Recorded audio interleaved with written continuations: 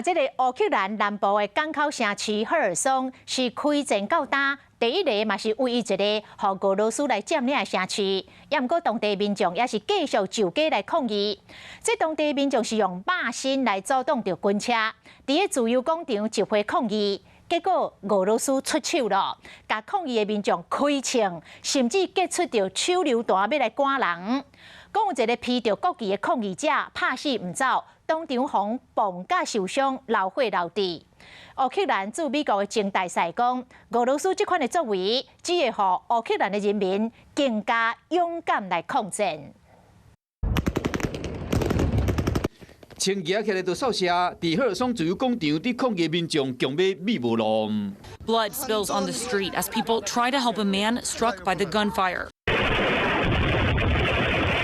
看一个真有一个摸乌克兰国旗的抗议者，伊徛停，无离开，就算附近有爆炸声，伊嘛敢若退几步尔，并无逃走。Вооруженными силами Российской Федерации взята под полный контроль вся территория Херсонской области. 俄罗斯军队占赫尔松了，拍算举办一场独立的公投，要建立赫尔松人民共和国。不过当地民众拒绝，这一个月来，过几天就有人经常行落去抗议，到今麦已经有超过400人被抓去。乌克兰的国旗依然挂伫广场。